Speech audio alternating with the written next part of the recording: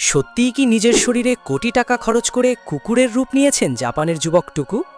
তার অদ্ভুত চেহারার ছবি ও ভিডিও ছড়িয়ে পড়ার পর থেকেই ইন্টারনেটে শুরু হয়েছে নানা ধরনের আলোচনা। কোথাও বলা হচ্ছে বিপুল অর্থ ব্যয় করে অস্ত্রোপচারের মাধ্যমে তিনি নাকি মানুষের শরীর বদলে ফেলেছেন। কিন্তু এই অবিশ্বাস্য দাবির আড়ালে আসলে কি রয়েছে? ছোটবেলা থেকেই টুকুর আগ্রহ ছিল একটু ভিন্ন ধরনের। মানুষ হিসেবে পৃথিবীকে দেখার পরিবর্তে কোনো প্রাণীর জীবন কেমন হতে পারে সেটি নিজের অভিজ্ঞতায় অনুভব করার ইচ্ছা ছিল তার। সময়ের সঙ্গে সেই কৌতূহলই তাকে কুকুরের মতো দেখতে এবং কিছু সময় কুকুরের জীবনযাপন অনুভব করার দিকে নিয়ে যায়। এই ইচ্ছাকে বাস্তবে রূপ দিতে টুকু জাপানের একটি বিশেষ কস্টিউম প্রস্তুতকারক প্রতিষ্ঠানের সাহায্য নেন। তার জন্য তৈরি করা হয় অত্যন্ত বাস্তবধর্মী একটি কুকুরের পোশাক।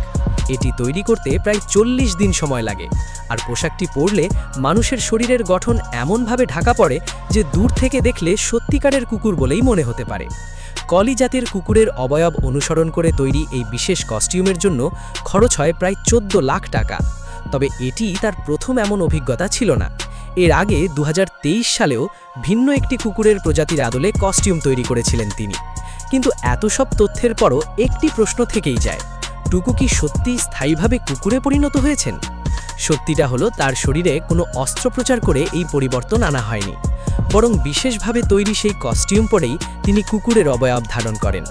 মাঝে মাঝে অবসর সময়ে বা সপ্তাহের নির্দিষ্ট একটি দিনে এই রূপে সময় কাটান তিনি, আর অন্য সময় নিজের স্বাভাবিক জীবনেই ফিরে যান। অর্থাৎ কোটি টাকা খরচ করে মানুষ থেকে কুকুর হয়ে যাওয়ার দাবিটি আসলে বিভ্রান্তিকর। টুকুর ঘটনা সত্যি, কিন্তু তার পেছনের রহস্যটি কোনো অস্ত্রোপচার নয়, বরং নিজের দীর্ঘদিনের অদ্ভুত ইচ্ছাকে বাস্তবের মতো অনুভব করার এক অভিনব উপায়।